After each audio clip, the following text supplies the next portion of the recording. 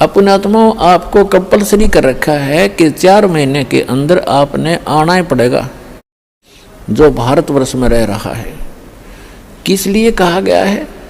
ये बच्चे हैं, आप अपने बच्चों को एक रोजी रोटी के लिए पढ़ाते हो कि मेरा बेटा या बेटी पढ़ के कोई शिक्षा ग्रहण करके ये कोई ऊंच पोस्ट प्राप्त कर ले या अपना धंधा ठीक कर लेगा। उसको 16 वर्ष का समय, 15 वर्ष, 20-20 वर्ष का समय दे देते हो, बेटा और ट्रेनिंग कर ले, फलाना कर ले, बढ़िया रोजगार हो जाएगा। और आत्म कल्याण के लिए आपके पास क्या 365 में तो 30 दिन भी नहीं मिलते, तो फिर कैसी भक्ति करोगे? किसा तुम फिर ड्रामा, फिर तो ड्रामेबाजी है। तो कहने का भाव ये है कि आप जी को इसलिए बुलाया जाता है कि यहाँ आने से आपको घना पुण्य मिलेगा, आपकी आत्मा को ऐसे परिपूर्ण कर दिया जाता है जैसे बच्चा छोटा सा गली में खेल रहा होता है। माता को पता है कि खेल में व्यस्त है और समय पर आहार इसको नहीं कराऊंगी तो ये दुर्बल हो जाएगा, बीमार भी हो सकता, रोगी भी हो सकता है। वो खेल रहा होता है अपने बच्चों में, भाई बहनों में बाहर, और व्यस्त होता है। माता उसको उठा के लाती है कि चल दूध पी ले, वो रोता भी है, वह घसीट कर लाती है कि ना चलना पड़ेगा, चल। उसको दूध पिला देती है, फिर छोड़ देती है। वो तो दूध पीता पीता भी न समझा कि छोड़ दे माँ, भाग लूँ मैं। माँ को पता है कि इसमें मैंने पाइया दूध डाल दिया, अब कितना खेल रही हो, शाम में फिर डाल दूंगी। तो पुण्यात्माओं, ये दास चाहता है कि आपको यहाँ दूध के गिलास पिला दूं और फिर तुम खेल आइयो उस संसार में और फिर आ जाना।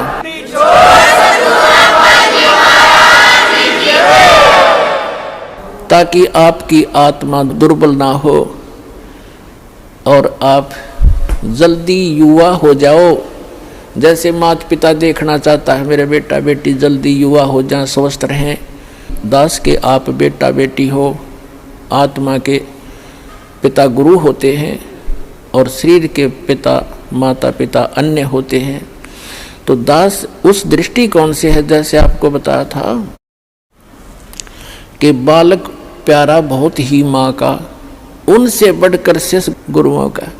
तो आप जी गुरु जी को जो बच्चे होते हैं, शिष्य होते हैं, वो माँ से भी कई गुना 100 गुना अधिक प्यारे होते हैं।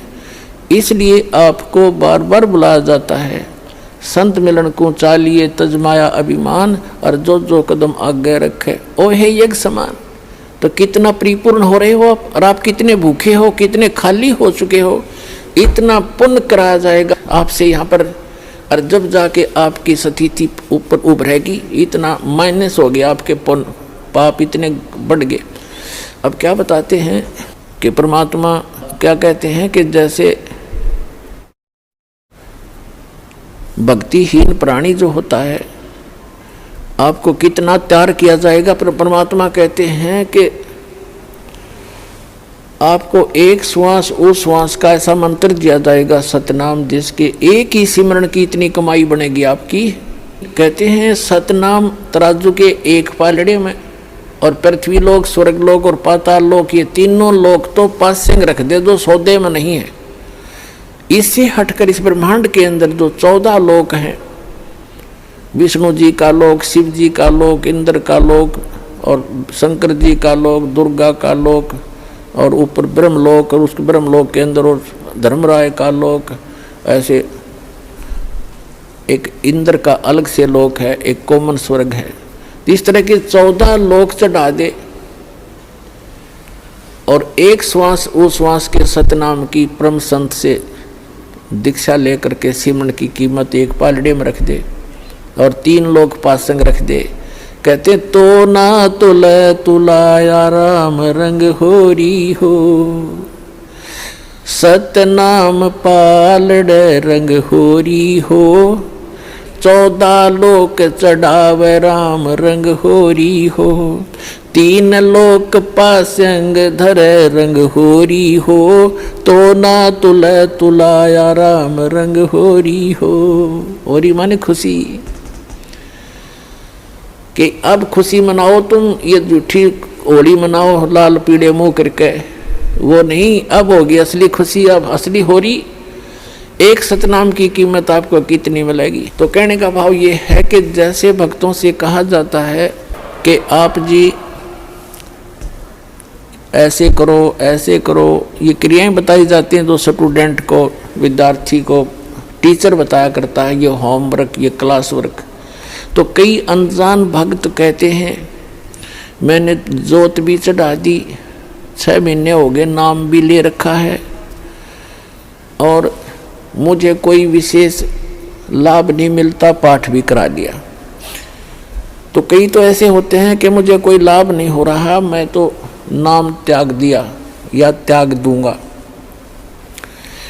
तो पुण्यात्माओं, अध्यात्म ज्ञानहीन प्राणी ही ऐसे विचार रखता है। इसलिए दास की कोशिश रहती है प्रत्येक सत्संग में कि कोई ना कोई ऐसा टॉपिक क्लियर करूं जिससे आपकी शंकाएं समाप्त हों। अब ये सोचना, जैसे सर्दी के मौसम में दिसंबर और जनवरी, ये हरियाणा प्रदेश सर्दी खूब जोर की गिरती है और उस समय आप जी ने कोई स्वेटर पहन रखी है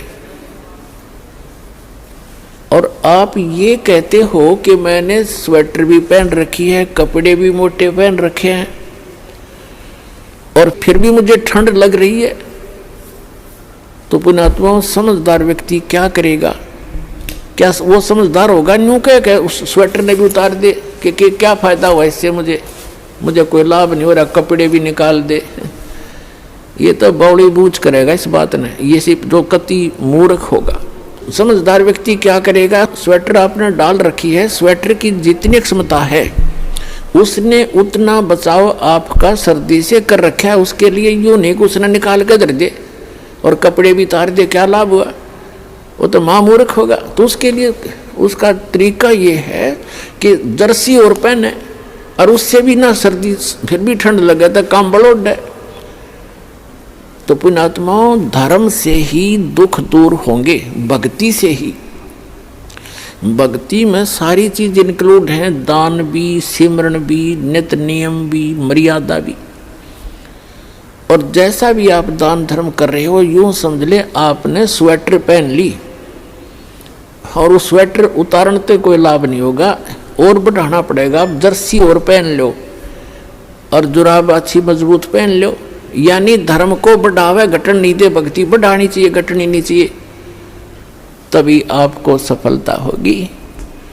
तो पुण्यात्माओं, आपका सौभाग्य है, आपको यथार्थ भक्ति मार्ग सुनने को मिला और ये वो शुभ दिन है। आज के दिन दास का ये अध्यात्म जन्म हुआ था।